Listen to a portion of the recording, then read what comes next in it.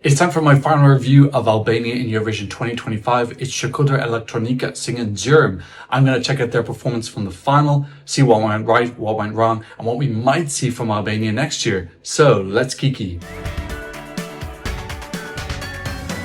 Hi, my name is Tom, I'm an Irish Eurovision analyst, and you can find all of this stuff on my Eurovision channel. So really excited to be checking this out today. This was one of the big fan favorites from Eurovision 2025. We're going to be checking out the performance from the final. I'll leave as much of the original audio and visuals in as I'm allowed. If I need to make changes, it'll be up onto my Patreon. Shout out to all my Patrons for keeping the channel going in the off season. Their support is super vital. Okay, this is Shkodra Elektronike. Wanna know my secret bang?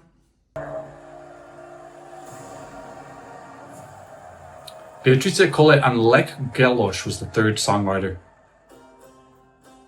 Oh, what an absolutely stunning opening. I love that. Giving a slight sense of a sunrise at the beginning of the song. Lots of black and red.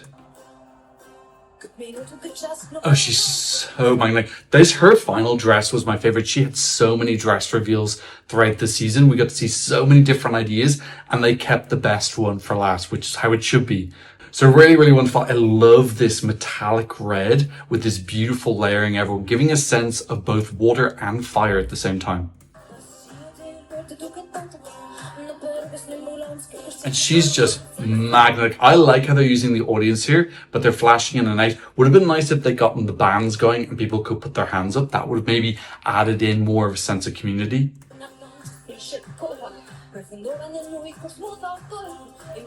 Really nice camera cuts. Really nice camera work here. There's not too much staging going on. It's just her dominating the catwalk, walking around, great contact with the camera, just making you feel a little bit different from everyone else. Very red and black so far. Get a close-up of her dress. It almost looks like it's muscles exposed on the right side of her body. You can almost see it looks like someone's flayed her and we're seeing the muscles underneath.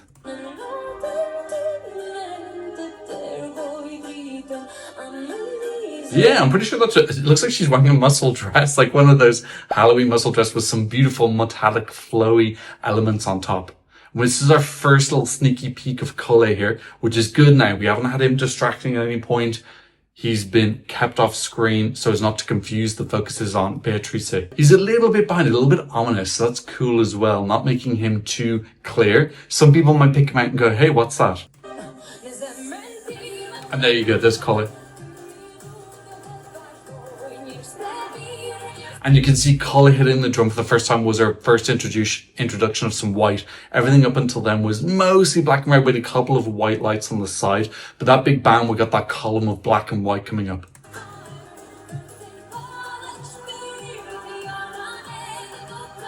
Beautiful. Those LEDs on the floor are really gorgeous. Very abstract, very geometrical. We're getting lots of 3D rectangles and chevrons as well. Really, really nice.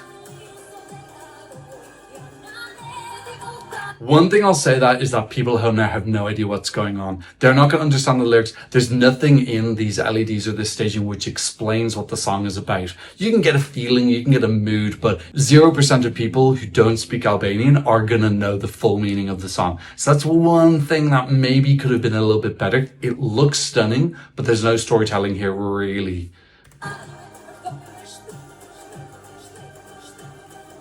Lovely, very elegant cuts there as she does the, I can't remember how to say it, shtit. And we get her doing her epic dance.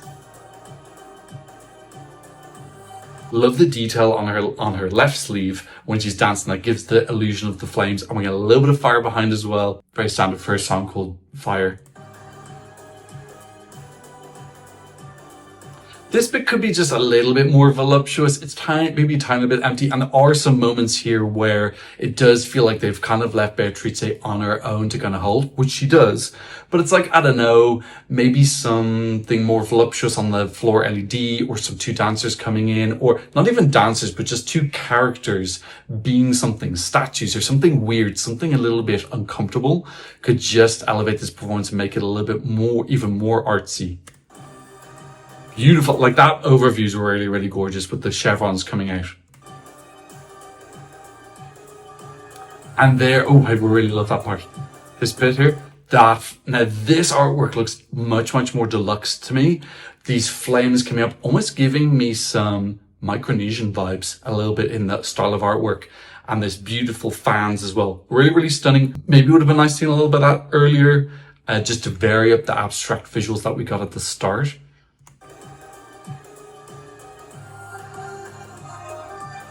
Okay, I went into Cole's part. Beautiful now where we're getting this splitting of the screen. So lovely. We have the red and black on one side and then the black and white on the other. Really, really, really, really gorgeous.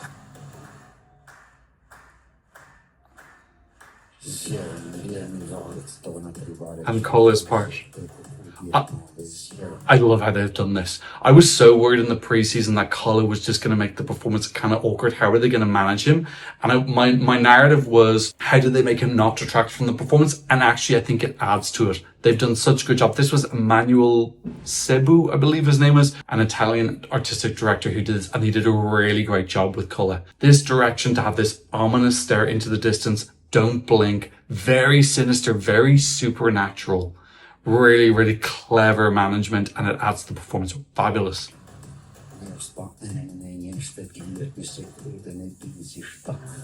And his woodenness and his rigidity against the flow and the bounce of Beatrice is this fabulous contrast. So there is an element of storytelling. You can see that there's this yin and yang, but going into a bit more detail, we're not given that. I think that this performance should have had subtitles. Not like the whole song, but certain lines, certain elements, certain words popping up onto the back screen with a really, really cool abstract font. Even something just like Zjerm, and then having that burst into flames into the word fire. Something small like that. Certain elements, Sindrit, those parts that really highlight the song. One line that just sums up the song in general.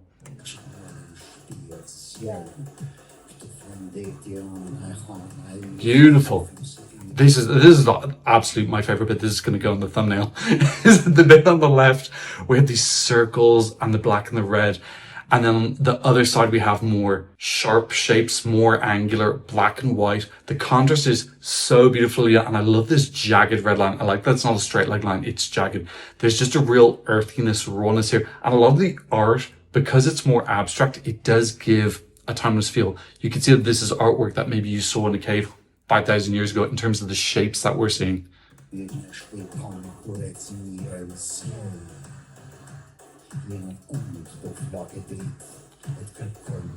One thing I just wish here is I wish there was a little bit more cuts of them looking at her. I love this sinister staring at her and just wanted a few more cuts of that.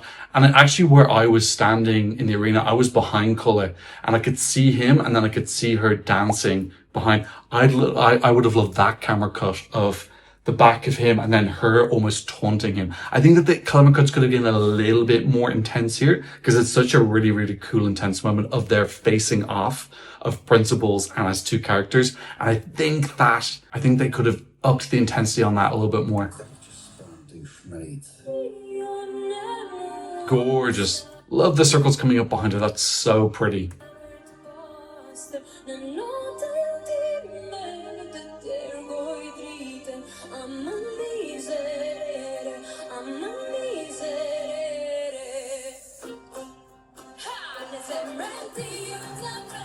Yeah, really, really nice.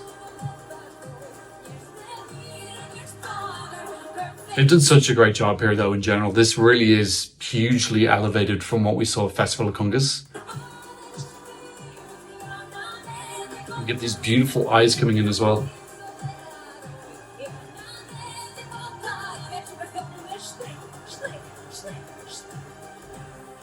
Building up to a climax, lots of fire. And we're getting a mixing now of the two colors. So we're getting the blue and the black and the red and the white and the black coming in together, giving some White Stripes vibe. If you're a White Stripes fan, shout out to you. They used to have a lot of their album colors with this color palette of white, red and black.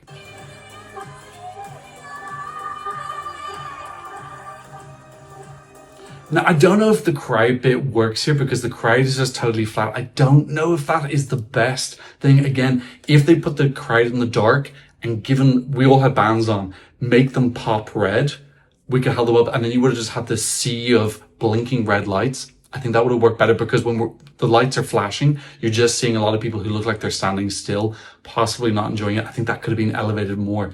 Baby Lasagna killed that moment in 2024 for Croatia. But love the merging of the colours. And the faces at the end. And then that final bit, I wish you could just see him a little bit clearer. If he'd just been a little bit more to the side and lit a little bit better, this final contrast of her being big and him being small behind would have been really, really cool. Okay, before we go and talk about how this did, let's first go look into the points breakdown. So first of all, here, the scores in Aqua, or those from the jury. We got 10 points from Montenegro, 12 from France, 2 from Greece, 3 from Italy, 3 from Sweden, 5 from Poland, 4 from Portugal, 1 from Spain, 4 from Cyprus, and 1 from the Netherlands. So this overall got a jury score of 45 points, an average ranking of 15.4. There was quite a bit of scandal about this in the Eurovision community, and I completely agree. This is a desperately low jury score. I have no idea why this is low, because you would think that this is actually a little bit of a jury song. It's very elegant. It's beautifully composed with some beautiful instrumentation in it. It's got a very, very high quality singer. It's sung very well, very artistic. It's very creative. This is kind of what the jury's here to reward. The performance is very elegant, very beautiful, great art. There's nothing silly or childish about this whatsoever. So it's very, very surprising to me that this did so bad with the jury. I don't know why. Like, I was picking out some small points there when I was going through, but none of those are justification for this being so low with the jury. I don't know what happened.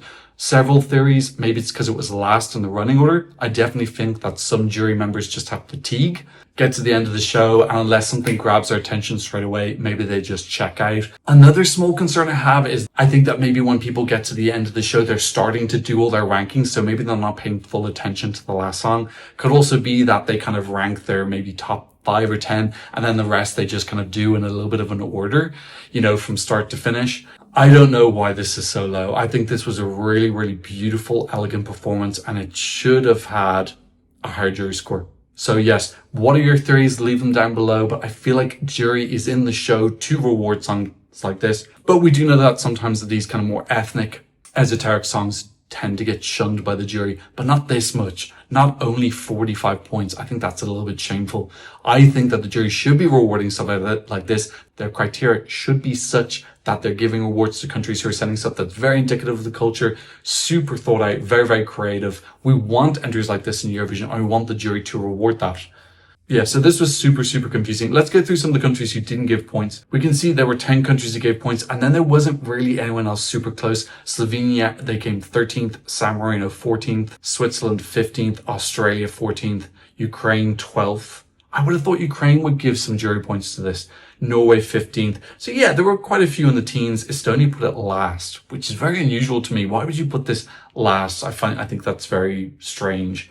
Iceland also putting it 24th. Czechia putting it second last. Televote significantly more healthy. 12 points from Greece and Montenegro. 10 points from Croatia, France, Italy, rest of the world, and Switzerland. Those 10 points from rest of the world, you would have to imagine that there's a significant amount of people from Kosovo voting. For that, I think that they would have been really, really, really passionate to vote for this. France and Montenegro in total giving 22 points. They're the two biggest.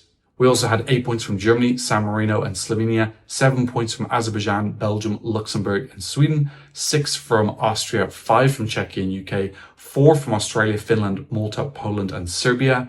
There's not this much Albanian diaspora, by the way. This is people just really, really liking this. Also, being at the end of the show, there's going to be a little bit more viewers, but you could also say, again, the viewers are going to be a little bit fatigued. So I think this still did very well. Armenia, Georgia, and Spain giving 3, Portugal giving 2. And we can go back and see the countries that didn't give it points. Cyprus put it 18th, Netherlands, Ukraine, and Norway putting it 11th, so very close. Ireland putting it 12th, Israel and Lithuania putting it 13th, Latvia putting it 12th as well. Latvia, Lithuania, 12th and 13th. This is crazy how similar their scores were this year. Denmark 16th, Iceland 19th, and then Estonia 20th. So Estonia really not feeling this. If you're Estonian, tell me why. Is this just not the type of thing that the Estonian public and jury go for? 0 points from the Baltics. So the Baltics not feeling this. Lithuania, Latvia, and Estonia all giving it 0. We can see as well, not too much love from the Nordic countries. Iceland, Denmark, and Norway all giving 0 points, Sweden giving 10, and then Finland giving 4. I think one of the biggest surprises for me is 0 points from Ukraine. I would really think that this is the type of song that Ukraine would love. I think of them as really appreciating songs with a lot of musicality and creativity. So that does surprise me. If you're Ukrainian, tell me, was there something that was missing from the performance down below? Okay, so what can we expect to see from Albania next year?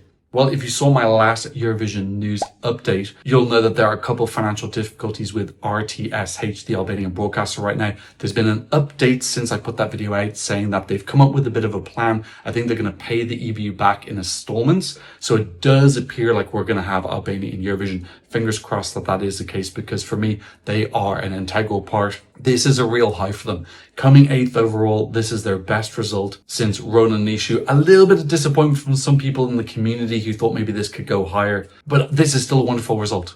Again, the best result since 2012. We need to celebrate this, not get too negative. Take all the positives. How can we grow? Make it so that Albania is regularly sending competitive songs. They went for something different this year. A lot of people, myself included, didn't think that this could win the national final, because I always get comments from Albanians saying to me that the national final is rigged. It's chosen before who's going to win it. And this year it appears that that's no longer the case. Maybe from El Haida Dani taking over, there's been some changes. Some things are different. The real test for me is going to be, what is Festival Kungas 64 going to be like? 63rd edition was really, really excellent. A lot of filler, but if you took out the filler, there were actually some really, really great high quality songs. I hope that Albania can build on this. Send things that are more real, more authentic. Don't just go for power ballads sang by an very powerful woman, which is something that they tend to resort to a lot. Hopefully this will give them a lot of confidence that when they go outside of that comfort zone, they can get a really, really good result. 173 points from the public is a huge amount of appreciation, including 2 12s. El Haida Dani is remaining as the artistic director of Festival Kungas, which is really, really great news.